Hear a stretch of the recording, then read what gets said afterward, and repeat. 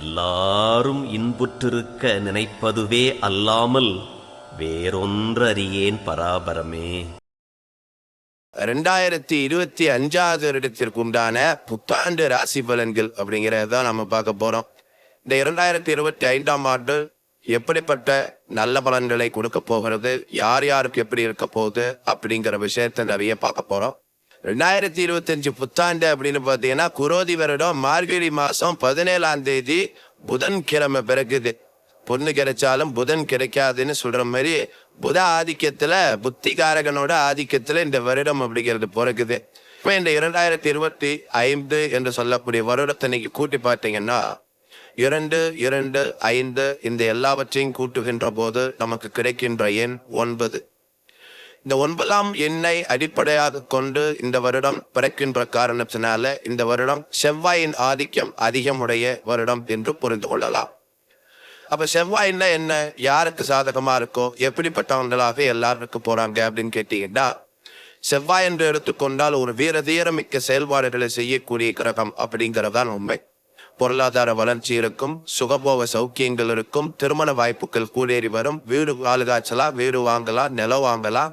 இப்படி இந்த விவசாயம் துறைகள் சார்ந்த அத்தனை பேர்களுக்கும் இந்த 2025 போன வருடத்தோடு தொடர்பு படுத்தி பார்க்கின்ற போது மிக அருமையாக சிறப்பாக இருக்கக்கூடிய வாய்ப்புகள் அதிகமாக இருக்கிறத நீங்கள் பார்க்கலாம். இந்த ஆண்டு பலன்கள் அப்படின்னு பார்த்தோம்னா வருட கிரகங்களோட நகர்வுகள் அப்படிங்கிறத நம்ம பார்க்கணும். அந்த வகையில பாத்தீங்கன்னா முதல் பயிற்சி அந்த வருடத்துல சனி பயிற்சி தான் வருது. மார்ச் 29ஆம் தேதி கும்பராசியில ஆட்சி பெற்று உட்கார்ந்து இருக்கக்கூடிய சனி பகவான் மீனராசிக்கு குருவோட வீட்டுக்கு போறாரு.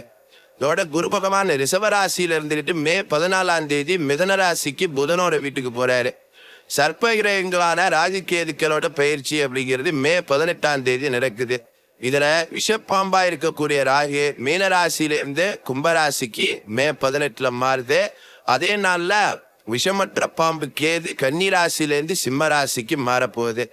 இந்த கிரகங்களோட மாற்றம், இதோட பார்வை, இதோட பலாபலன்கள் அப்படிங்கிறது 2025 புத்தாண்டுல உங்களுக்கு என்னென்ன பலன்கள் கொடுக்க போகுது அப்படிங்கிறத பார்த்துருவோம்.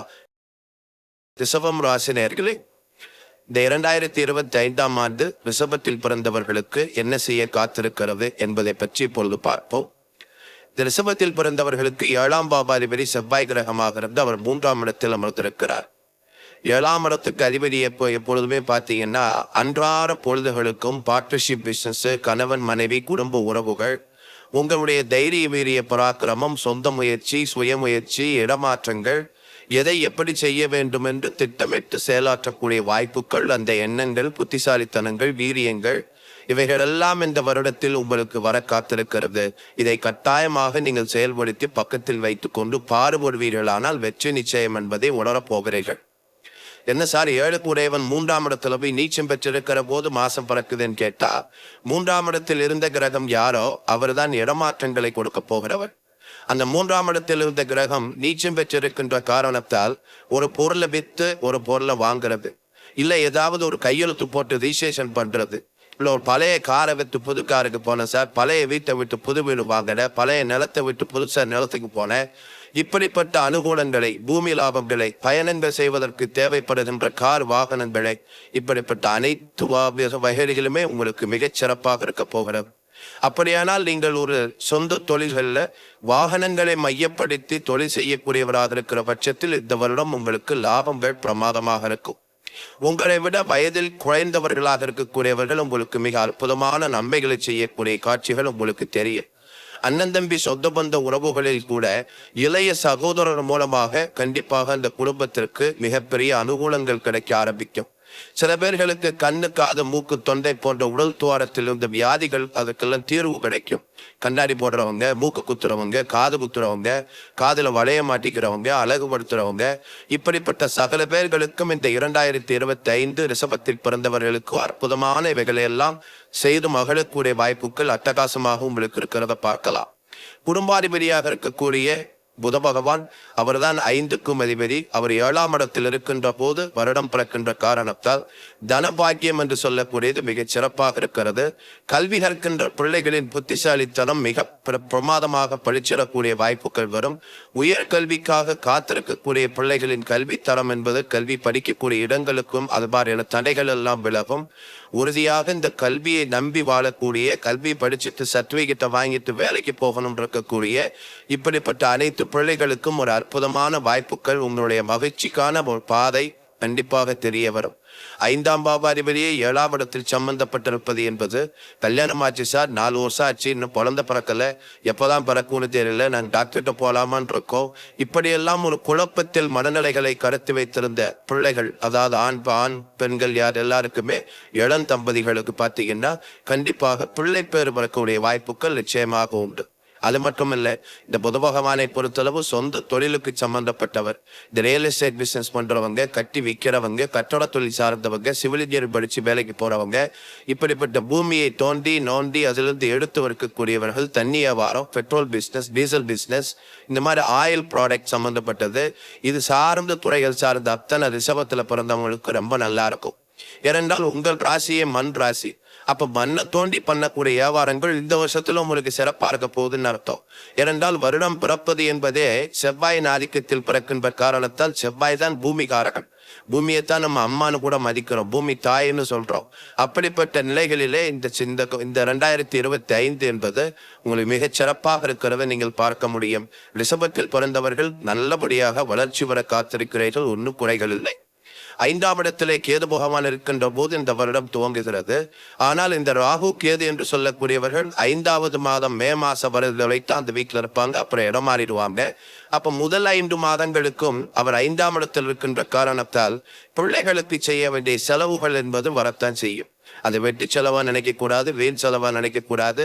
ஒரு நல்ல பள்ளிக்கூடத்துல சேர்க்கிறது, அந்த குழந்தைய வெளிநாட்டுக்கு அனுப்பி படிக்க வைக்கிறது, இல்ல அந்த குழந்தைக்கு கல்யாணம் பண்றதுக்காக நகை நட்டு வாங்கி வைக்கிறது, கல்யாணமே பண்ணி பார்க்கிறது, இப்படிப்பட்ட அனுகூலங்கள் எல்லாம் இந்த 2025 ரிஷபத்தில் பிறந்தவர்களுக்கு மிகச் சிறப்பாக இருக்கும். அப்ப அந்த மே மாசத்துக்கு பின்னாடி கேது பகவான் 4ஆம் இடத்திற்கு வருவாரே, அந்த காலகட்டத்தில் உங்கள் வீட்டுக்குள் தாய்மார்கள், வயது போனவர்கள், ஒரு 60-70 வயதுக்கு அப்பாற்பட்டவர்கள், பெண்மணிகள் யாராவது இருப்பார்களே, ஆனால் அவங்களுடைய உடல் நலத்துல கொஞ்சம் கவனம் வச்சுக்கணும். அதுவும் குறிப்பாக நெருப்பு ராசியில போய் உட்காருகிறார் கேது பகவான். அந்த நெருப்பு ராசி என்று சொல்லக்கூடியதே உடல்ல இருக்கக்கூடிய உஷ்ணங்கள் குறைகின்ற காரணத்தால், உஷ்ணம் அதிகமானாலும் வியாதி, குறைஞ்சாலும் வியாதி. ஆக அந்த அடிப்படையில இந்த கேது பகவான் அந்த சூரியனுடைய வீட்டுல நெருப்பு ராசியில உட்கார்றதுனால சுவாச கோளாறுகளின் மூலமாக, வயிற்று கோளாறு மூலமாக உடம்புல உஷ்ணம் குறைகின்ற காரணத்தால் இதன் மூலமாக வரக்கூடிய வியாதிகளுக்கு மருந்தெடுக்க வேண்டிய கட்டாயங்கள் 1-2 குடும்பங்கள்ல வரும், தவிர்க்க முடியாம இருக்கும்.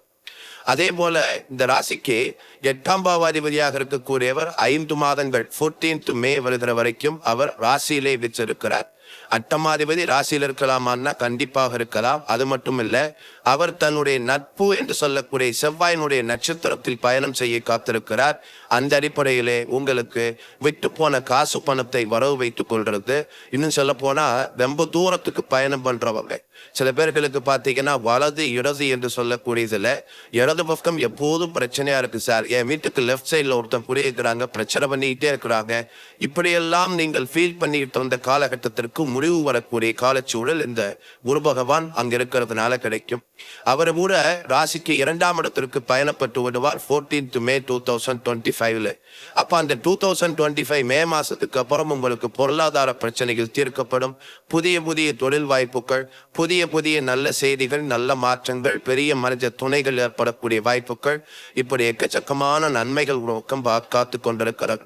இது போலவே ராசிக்கு 9-10ஆம் பாவாதிபதியாக இருக்கக்கூடிய சனீஸ்வர பகவான் ராசிக்கு 11ஆம் இடத்திற்கு பயிற்சி ஆகிறார் மார்ச் மாசம்.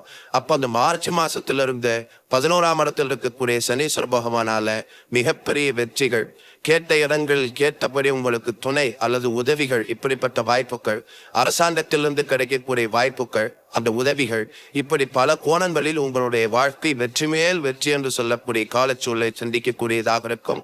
உங்க வீட்டுக்குள்ள ஏதோ ஒரு சந்தர்ப்பத்துல ஒரு மிகப்பெரிய நல்ல சம்பவங்கள், நல்ல மதிப்பு, மரியாதை, புகழ், கௌரவம், சுகம், அந்தஸ்து, இப்படிப்பட்ட சகல பாக்கியத்தையும் பெற்றுக்கொள்ளக்கூடிய காரணம் பலன்கள் உருவாகும். இந்த சனிப்பெயர்ச்சி ஏற்பட்ட பிற்பாடு 11ஆம் இடத்திற்கு சனி பகவான் வந்த பிற்பாடு அவர் ராசியை பார்த்து கொண்டிருக்கிறதுனால நீண்ட நாட்களாக தடைப்பட்ட திருமண காரியங்கள் நடக்கக்கூடிய வாய்ப்புகள் கூட உங்களுக்கு உண்டு. அப்படிப்பட்ட அடிப்படையிலே உங்களுக்கு புதிய தொழில்கள், புதிய முன்னேற்றம், புதிய வாழ்க்கை, இப்படி சகல கோணங்களிலும் இந்த ரிஷபத்தில் பிறந்தவர்களுக்கு 2025 மிகச் சிறப்பாக அமையும். கவலை கொள்ள தேவையில்லை. வாழ்ந்து பார்ப்போம்.